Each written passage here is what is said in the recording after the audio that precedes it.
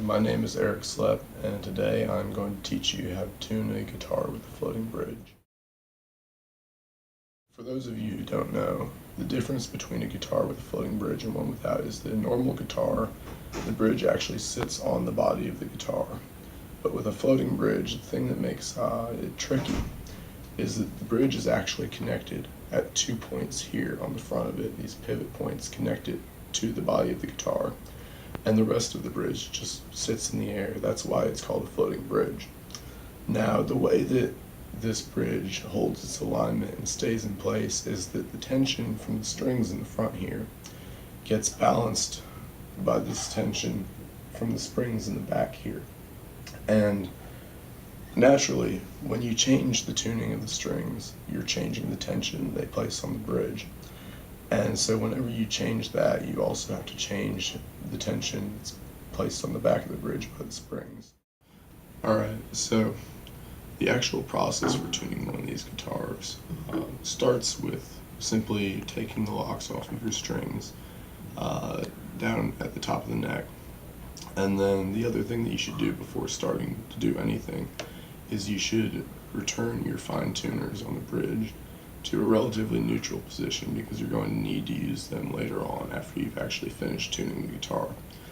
After that, the first thing that you should do is just tune your guitar. Whatever tuning you're trying to get it into, just go ahead and do it.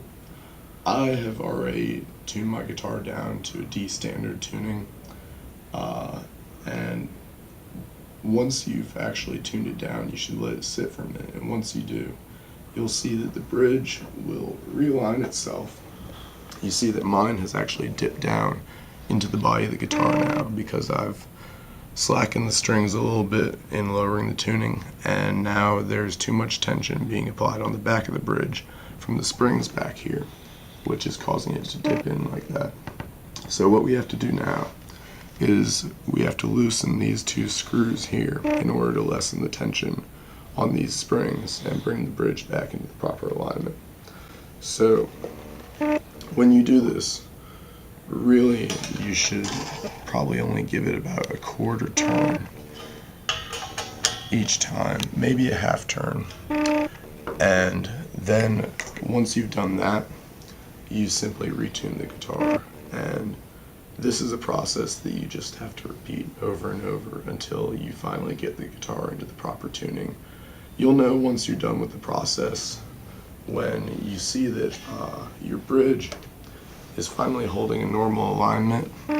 It will be level with the body of the guitar, more or less like that. And the guitar should hold the tuning that you want it to hold, the new tuning, after you've finished. And so once you actually get it to that point and the guitar will hold its tuning, the bridge is in a nice, level, neutral position, all you really have to do then is you just have to put the locks back on your guitar up at the top of the neck, lock those down, and then that may change the tension a little bit on the strings. It may change the tuning slightly, so that's where the fine tuners come into play.